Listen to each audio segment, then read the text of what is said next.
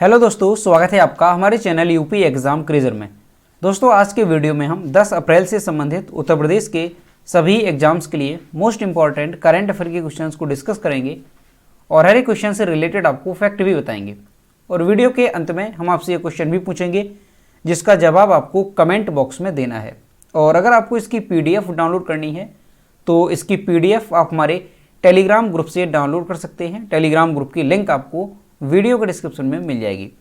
और दोस्तों, ये जो Uttar Pradesh daily current affair का वीडियो है ये यूपी के सभी कॉम्पिटिटिव एग्जाम्स जैसे UP PSC, RO, ARO, Uttar Pradesh शिक्षक भर्ती, UPSI, लेखपाल वीडियो यानी उत्तर प्रदेश के जितने भी कॉम्पिटिटिव एग्जाम्स हैं सभी के लिए मोस्ट इम्पॉर्टेंट है। तो अगर आप उत्तर प्रदेश के किसी भी एग्जाम्स की तैयारी कर रहे हैं तो इस वीडियो को रेगुलर जरूर देखें। तो चलिए शुरू करते हैं। आज का सेशन शुरू करने से पहले हम कल के क्वेश्चंस का रिवीजन करेंगे। कल का पहला क्वेश्चन है, उत्तर प्रदेश में मुख्यमंत्री कन्या सुमंगला योजना के तहत लाभार्थियों को 15,000 रुपये से बढ़ाकर के कितनी सहायता राशि दी जाएगी। तो मुख्यमंत्री कन्या सुमंगला योजना के तहत जो 15,000 की राशि दी जाती थी उसे अब बढ़ाकर के 25,000 रुपये कर दिया गया है। अगला क्वेश्चन है, उत्तर प्रदेश में किस स्थान पर नवीन हवाई अड्डे के विकास के लिए हाल ही में उत्तर प्रदेश सरकार और भारतीय विमानपत्तनम प्राधिकरण के मध्य समझौता किया गया। तो ये जो समझौता है ये अयोध्या में किया गया है, यानी ऑप्शन नंबर सी यहाँ पे करेक्ट होगा। और दोस्तों, उत्तर प्रदेश करंट अफेयर की लास्ट 1 ईयर की अगर आपको PDF डाउनलोड करनी है साल 2021 की तो इसकी लिंक आपको वीडियो के डिस्क्रिप्शन में मिल जाएगी। वहाँ से आप इस PDF को डाउनलोड कर सकते हैं। इस PDF में हमने जनवरी से लेकर के दिसंबर 2021 तक उत्तर प्रदेश करंट अफेयर के सभी इंपोर्टेंट क्वेश्चंस को विस्तार पूर्वक बताया है। और दोस्तों, इसके साथ ही अगर आपको मार्च 2022 मंथ की PDF डाउनलोड करनी है उत्तर प्रदेश करंट अफेयर की तो इसकी लिंक भी आपको वीडियो के डिस्क्रिप्शन में मिल जाएगी। तो वहाँ से आप ये दोनों PDF डाउनलोड कर सकते हैं। दोस्तों, ये जो PDF हैं करंट अफेयर्स की, इसमें हमने करंट अफेयर्स के साथ साथ यूपी GK के जो इम्पोर्टेंट टॉपिक हैं उसको भी कवर किया है। तो इन्हें आप जो डिस्क्रिप्शन में लिंक है वहाँ से डाउनलोड कर सकते हैं। और दोस्तों, PDF डाउनलोड करने में अगर कोई भी प्रॉब्लम होती है तो साइट पर आपको WhatsApp नंबर और ईमेल मिल जाएगा जिस पर आप कांटेक्ट कर सकते हैं। अगला क्वेश्चन है, हाल ही में किस राज्य सरकार ने मुख्यमंत्री उद्यम क्रांति योजना शुरू की है। तो ये जो मुख्यमंत्री उद्यम क्रांति योजना है ये मध्य प्रदेश सरकार ने शुरू की है। अगला क्वेश्चन है, पशुपालन और डेयरी विभाग द्वारा वन हेल्थ पायलट प्रोजेक्ट कहाँ शुरू किया गया। इसका जो करेक्ट आंसर है वो है ऑप्शन नंबर सी, उत्तराखंड में। अगला क्वेश्चन है, शोधकर्ताओं ने किस राज्य में बलुआ पत्थर से बने 65 रहस्यमयी जार का पता लगाया। इसका जो करेक्ट आंसर है वो है ऑप्शन नंबर ए, असम में। अगला क्वेश्चन है, किस राज्य सरकार ने आपातकाल के दौरान जनता के लिए कावल उथबी ऐप लॉन्च किया। तो ये जो ऐप है ये तमिलनाडु सरकार ने लॉन्च किया है। अगला क्वेश्चन है, सरहुल महोत्सव किस राज्य में मनाया जाता है। तो जो सरहुल महोत्सव है ये झारखंड में मनाया जाता है, यानी ऑप्शन नंबर सी यहाँ पे करेक्ट होगा। अगला क्वेश्चन है, भारत के किस शहर ने कोरोना के नए वेरिएंट XE के पहले मामले की सूचना दी है। तो मुंबई में जो कोविड का नया वेरिएंट है XE वेरिएंट, इसका मामला पाया गया है। अगला क्वेश्चन है, अलेक्जेंडर वुसिच को किस देश के राष्ट्रपति के रूप में फिर से चुना गया। तो इन्हें जो है सर्बिया के राष्ट्रपति के तौर पर चुना गया है। तो दोस्तों, ये थे कल के क्वेश्चंस जिसका हमने रिवीजन किया। अब हम शुरू करते हैं आज का सेशन। आज का पहला क्वेश्चन है, हाल ही में उत्तर प्रदेश सरकार द्वारा कहां पर उत्तर प्रदेश विशेष सुरक्षा बल की 6ठी बटालियन स्थापित किए जाने का निर्णय लिया गया है। इसका जो करेक्ट आंसर है वो है ऑप्शन नंबर सी, अयोध्या में। हाल ही में उत्तर प्रदेश सरकार द्वारा अयोध्या में उत्तर प्रदेश विशेष सुरक्षा बल यानी UPSSF की 6ठी बटालियन स्थापित किए जाने का निर्णय लिया गया है। दोस्तों, UPSSF का फुल फॉर्म क्या होगा। तो Uttar Pradesh special security force UPSSF का फुल फॉर्म होगा। UPSSF का गठन सितंबर 2020 में प्रदेश के कोर्ट, प्रमुख धार्मिक स्थलों एवं प्रतिष्ठानों की सुरक्षा के लिए किया गया था।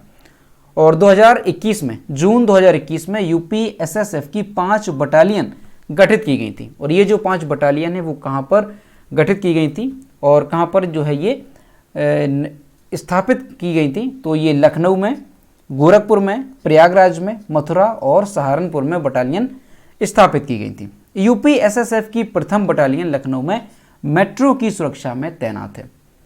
तो दोस्तों यहाँ से आपको ध्यान रखना है कि यूपी एसएसएफ यानी Uttar Pradesh special security force का गठन जो है वो 2020 में हुआ, और इसका गठन जो है किस लिए किया गया था, तो कोर्ट, प्रमुख धार्मिक स्थल और प्रमुख प्रतिष्ठान की सुरक्षा के लिए इसका गठन किया गया था।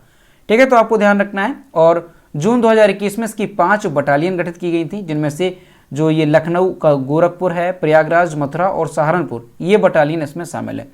और दोस्तों ध्यान रखना है कि अभी जो है अयोध्या में 6ठी बटालियन का गठन उत्तर प्रदेश विशेष सुरक्षा बल नियमावली 2021 के तहत किया गया है। तो ध्यान रखना है कि 6ठी बटालियन जो है ये कहाँ पर स्थापित की जाएगी, तो ये अयोध्या में स्थापित की जाएगी।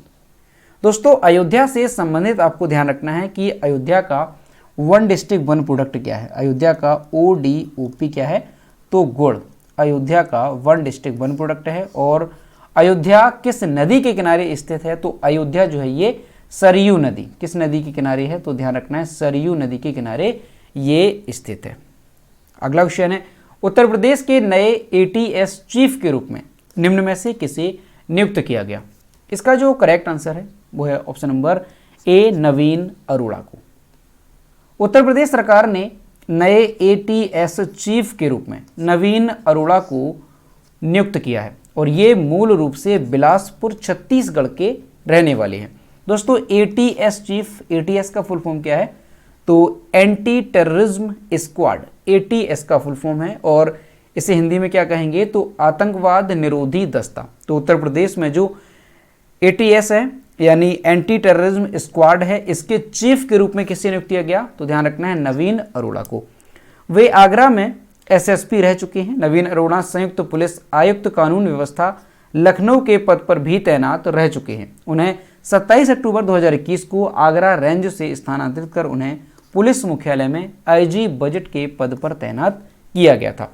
तो दोस्तों क्वेश्चन मोस्ट इंपॉर्टेंट है, ध्यान रखना है कि उत्तर प्रदेश ATS जो आतंकवाद निरोधी दस्ता है, इसके चीफ के रूप में किसे नियुक्त किया गया, तो नवीन अरोड़ा को। अगला क्वेश्चन है, उत्तर प्रदेश स्थित किस नदी पर NCC द्वारा पुनीत सागर अभियान की शुरुआत की गई है। इसका जो करेक्ट आंसर है वो है ऑप्शन नंबर A, यमुना नदी पर। उत्तर प्रदेश वाहिनी NCC ने यमुना नदी पर बने रुद्र घाट पर पुनीत सागर अभियान का शुभारंभ किया, और इसका जो मुख्य उद्देश्य है वो क्या है, तो जल स्रोतों को साफ सुथरा और प्लास्टिक मुक्त करना इसका उद्देश्य है। इस अभियान में NCC के 40 कैडेट्स और NCC अधिकारियों तथा भूतपूर्व छात्रों द्वारा भाग लिया गया। ध्यान रखना है कि इस अभियान में किसने भाग लिया, तो NCC के 40 कैडेट्स, NCC के अधिकारी और भूतपूर्व छात्रों द्वारा इसमें भाग लिया गया। रुद्रघाट यमुना तट को प्लास्टिक मुक्त कराया गया। तो दोस्तों यहाँ पे ध्यान रखना है कि उत्तर प्रदेश वाहिनी NCC ने यमुना नदी पर जो रुद्रघाट है यहाँ पर पुनीत सागर अभियान का शुभारंभ किया, और क्या उद्देश्य, तो जल स्रोतों को साफ सुथरा और प्लास्टिक मुक्त करना इसका उद्देश्य रहा। अगला क्वेश्चन है, हाल ही में नई दिल्ली में संगीत नाटक अकादमी पुरस्कार किसने प्रदान किए।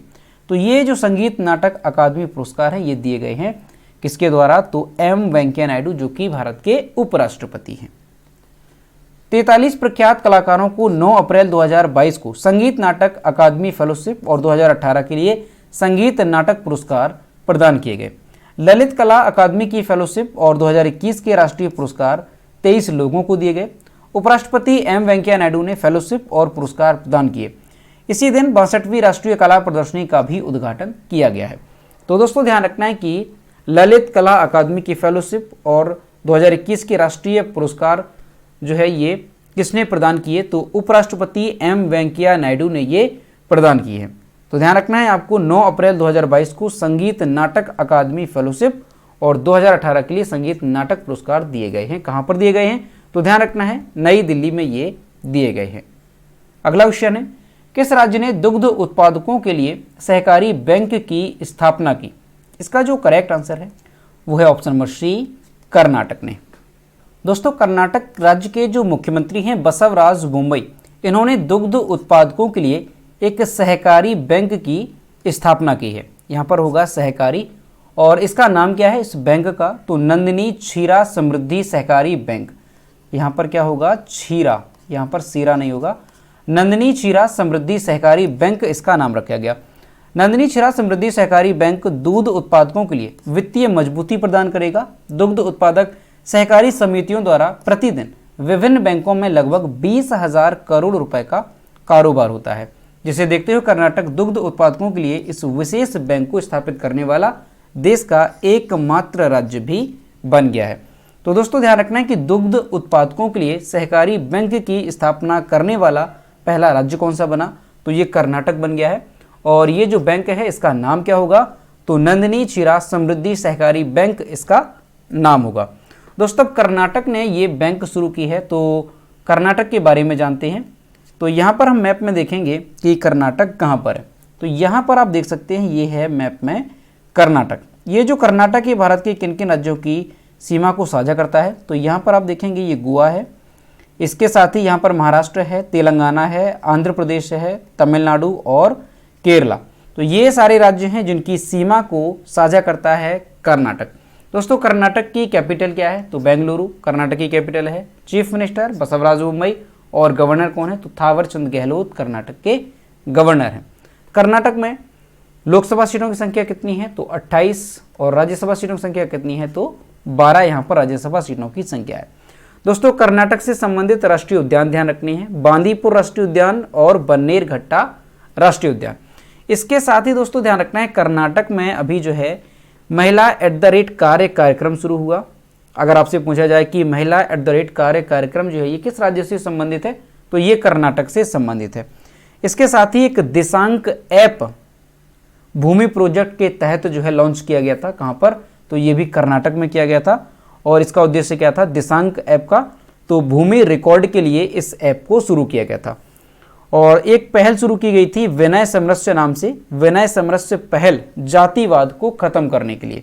ठीक है, तो ध्यान रखना है ये तीनों, महिला @कार्य कार्यक्रम, दिशांक ऐप और विनय समरस्य पहल, ये सब कहां से संबंधित है, तो ये सब कर्नाटक से संबंधित है।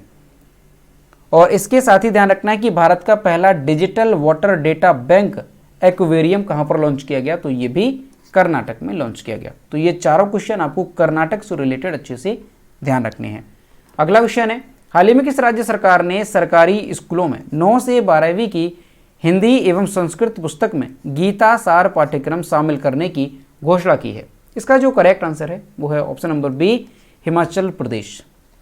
हिमाचल प्रदेश के सरकारी स्कूलों में कक्षा 9 से कक्षा 12 तक की हिंदी और संस्कृत की किताबों में गीता का सार शामिल किया जाएगा।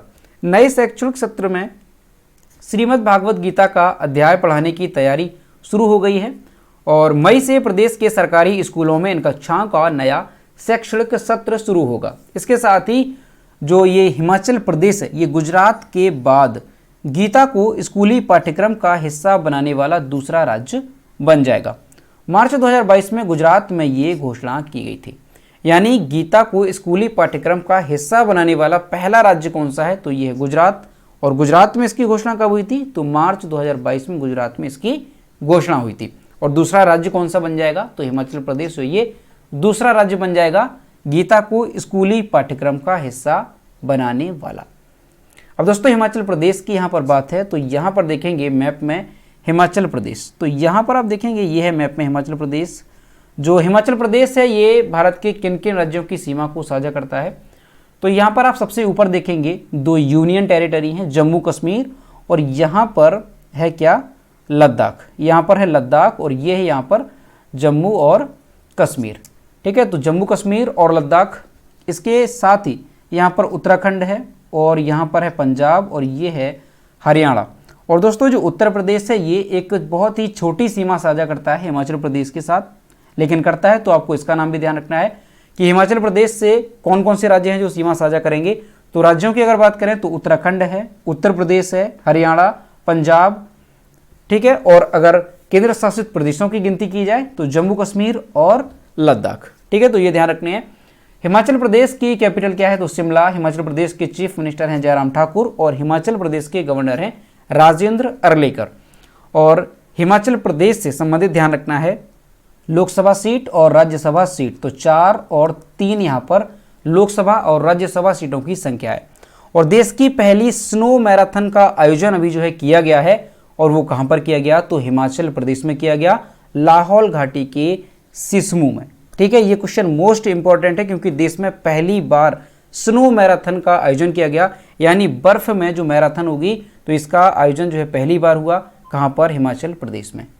अगला क्वेश्चन है, किसके द्वारा लिखित उपन्यास टॉम ऑफ सैंड अंतर्राष्ट्रीय बुकर पुरस्कार के लिए चयनित होने वाला पहला हिंदी उपन्यास बना? इसका जो करेक्ट आंसर है वो है option number A, Geetanjali Shree के द्वारा लिखित। अंतर्राष्ट्रीय बुकर पुरस्कार के इतिहास में गीतांजलि श्री के द्वारा लिखित उपन्यास टॉम ऑफ सैंड प्रतिष्ठित साहित्यिक पुरस्कार के लिए चुना जाने वाला पहला हिंदी भाषा का उपन्यास बन गया है। डेजी रॉकवेल द्वारा उपन्यास का अंग्रेजी में अनुवाद किया गया है। टॉम ऑफ सैंड पुस्तक दुनिया भर के 5 अन्य उपन्यासों के साथ प्रतिस्पर्धा करेगी। साहित्यिक पुरस्कार की अगर बात की जाए तो 50,000 पाउंड के नगद पुरस्कार के साथ ये जो पुरस्कार है वो दिया जाता है। अंतर्राष्ट्रीय बुकर पुरस्कार जो कि लेखक और अनुवादक के बीच समान रूप से विभाजित होता है। तो दोस्तों ध्यान रखना है कि गीतांजलि श्री के द्वारा जो लिखित है उपन्यास टॉम ऑफ सैंड, इसे भी जो है शामिल किया गया है 5 उपन्यासों में, और ये हिंदी भाषा का पहला उपन्यास होगा जो कि इस प्रतिष्ठित साहित्य पुरस्कार के लिए चुना गया है। ठीक है, तो यहाँ पर आपको ध्यान रखना है कि टॉम ऑफ सैंड ये किसके द्वारा लिखा गया है, तो गीतांजलि श्री के द्वारा लिखा गया ये उपन्यास है। अगला क्वेश्चन है, world press photo of the year 2022 किसने जीता? इसका जो करेक्ट आंसर है वो है ऑप्शन नंबर सी, यहाँ पे करेक्ट हो जाएगा एम्बर ब्रैकेन। कनाडा के फोटोग्राफर हैं एम्बर ब्रैकेन, तो इनकी कमलूप्स रेजिडेंशियल स्कूल शीर्षक वाली एक तस्वीर ने 2022 world press photo of the year का पुरस्कार जीता है। फोटो में ब्रिटिश कोलंबिया के कमलूप्स इंडियन रेजिडेंशियल स्कूल में दुर्व्यवहार, उपेक्षा और बीमारी से मरने वाले 200 से अधिक बच्चों की याद में क्रॉस पर लटकाए गए बच्चों के कपड़े दिखाई दे रहे थे। तो ऐसी इमेज इन्होंने जो है खींची है, और इसी के लिए इन्हें जो है world press photo of the year का पुरस्कार दिया गया। वार्षिक world press photo of the year award Dutch foundation world press photo द्वारा आयोजित वर्ल्ड प्रेस फोटो अवार्ड्स का हिस्सा है। यह पुरस्कार फोटोग्राफरों को दृश्य पत्रकारिता के पिछले वर्ष में योगदान देने वाली सर्वश्रेष्ठ एकल एक्सपोजर तस्वीरों के लिए पुरस्कृत करता है। तो दोस्तों ध्यान रखना है कि 2022 का world press photo of the year का पुरस्कार किसने जीता, तो ये जीता है कनाडा के ये फोटोग्राफर हैं एम्बर ब्रैकेन। ठीक है, ध्यान रखना है। और किस नाम से इन्होंने जो है एक तस्वीर खींची है, तो कमलूप्स रेजिडेंशियल स्कूल जो शीर्षक है इस नाम से इन्होंने एक तस्वीर खींची है। यहाँ पर आप इमेज में देखेंगे, ये वो तस्वीर है जहाँ पर बताया गया कि 200 से अधिक मरने वाले बच्चों की जो कपड़े हैं वो क्रॉस के चिन्ह पर लटकाए गए। तो इस तरह की इन्होंने ये तस्वीर खींची है जिसकी वजह से इन्हें जो है इस अवार्ड के लिए चुना गया है। अगला क्वेश्चन है, क्यूएस वर्ल्ड यूनिवर्सिटी रैंकिंग में आईआईटी मुंबई किस स्थान पर रहा, तो ये 65वें स्थान पर रहा। क्यूएस वर्ल्ड यूनिवर्सिटी रैंकिंग में आईआईटी मुंबई 65वें स्थान पर रही, जबकि आईआईटी दिल्ली इस रैंकिंग में 72वें स्थान पर रही। इस साल क्यूएस वर्ल्ड यूनिवर्सिटी रैंकिंग का 12वां संस्करण आयोजित किया गया, जो कि कला और मानविकी, इंजीनियरिंग और प्रौद्योगिकी, जीवन विज्ञान और चिकित्सा, प्राकृतिक विज्ञान, सामाजिक विज्ञान और प्रबंधन जैसे विषय के क्षेत्रों में जारी की गई है। कला और मानविकी में ऑक्सफोर्ड विश्वविद्यालय पहले स्थान पर है। जीवन विज्ञान और चिकित्सा में हार्वर्ड यूनिवर्सिटी पहले स्थान पर रही। तो यहाँ से आपको ये दोनों नाम अच्छे से ध्यान रखने हैं। कला और मानविकी में ऑक्सफोर्ड यूनिवर्सिटी ये पहले स्थान पर है, और वहीं जीवन विज्ञान और चिकित्सा में हार्वर्ड यूनिवर्सिटी पहले स्थान पर है। और अगर हमारे देश भारत की बात की जाए तो क्यूएस वर्ल्ड यूनिवर्सिटी रैंकिंग में आईआईटी मुंबई को 65वां स्थान दिया गया, वहीं जो आईआईटी दिल्ली है वो इस रैंकिंग में 72वें स्थान पर रही। अगला क्वेश्चन है, भारत और किस देश के बीच संयुक्त सैन्य अभ्यास खंजर आयोजित किया गया? इसका जो करेक्ट आंसर है वो है option number B, Kyrgyzstan. Bharat और किर्गिस्तान के बीच संयुक्त सैन्य अभ्यास खंजर का 9वां संस्करण मार्च अप्रैल 2022 के बीच विशेष बल प्रशिक्षण स्कूल बकलोह आयोजित किया जाएगा। भारत और किर्गिस्तान के विशेष बलों की टुकड़ियों ने पूरे संघर्ष स्पेक्ट्रम में वर्तमान और उभरते खतरों का मुकाबला करने के लिए रणनीति, तकनीकों और प्रक्रियाओं के संदर्भ में अपने अनुभव और सर्वोत्तम प्रथाओं को साझा किया है। इस अभ्यास के दौरान युद्ध की शूटिंग, कटाक्ष, पर्वत अस्तित्व, बंधक बचाव अभ्यास और नियत्थे युद्ध सभी पैमानों पर जो है ये युद्धाभ्यास किया जाएगा। तो दोस्तों यहाँ से आपको यही ध्यान रखना है कि जो खंजर नाम से सैन्य अभ्यास है, संयुक्त सैन्य अभ्यास, ये किन दो देशों के बीच का है? तो भारत और किर्गिस्तान के बीच का। अब दोस्तों किर्गिस्तान की यहाँ पर बात है, तो किर्गिस्तान से ध्यान रखना है, इसकी कैपिटल है बिश्केक। किर्गिस्तान के जो प्रेसिडेंट हैं वो कौन है? तो सादर जपरोव वर्तमान में किर्गिस्तान के प्रेसिडेंट हैं। और किर्गिस्तान की करेंसी क्या है? तो किर्गिस्तानी सोम किर्गिस्तान की करेंसी है। तो ये चीज़ें आपको यहाँ से किर्गिस्तान से रिलेटेड अच्छे से ध्यान रखनी है। तो दोस्तों ये थे 10 अप्रैल से संबंधित उत्तर प्रदेश के सभी एग्जाम्स के लिए मोस्ट इंपॉर्टेंट करंट अफेयर के क्वेश्चन जो कि हमने डिस्कस किए। अब हम देखते हैं कल के वीडियो का क्वेश्चन जो हमने आपसे पूछा था। तो ये कल के वीडियो का क्वेश्चन जो हमने आपसे पूछा था कि उत्तर प्रदेश में कहाँ पर सूबे का सबसे ऊंचा हाइड्रोलिक प्लेटफॉर्म लगेगा? इसका जो करेक्ट आंसर था वो ऑप्शन नंबर बी था, नोएडा। और लगभग सभी स्टूडेंट्स ने इसके सही जवाब किए। और मैं आपसे रोज कहता हूँ कि जो भी क्वेश्चन आपसे पूछा जाए तो सभी लोग क्वेश्चन का आंसर जरूर किया करो। तो ये है आज का क्वेश्चन, उत्तर प्रदेश के किस कवि को सरस्वती सम्मान 2021 से सम्मानित किया जाएगा? ऑप्शन नंबर ए है रामदरस मिश्रा, बी है उपेंद्र नाथ, सी है अमरकांत और डी है नरेश मेहता। तो इसका जो भी करेक्ट आंसर है वो आपको कमेंट बॉक्स में बताना है। तो दोस्तों अगर आपको आज का वीडियो पसंद आया हो तो वीडियो को लाइक करें, अपने दोस्तों के साथ शेयर करें और अगर अभी तक हमारे चैनल पर नए हैं तो चैनल को सब्सक्राइब करना बिल्कुल भी ना भूलें। तो मिलते हैं नेक्स्ट वीडियो में। Thank you.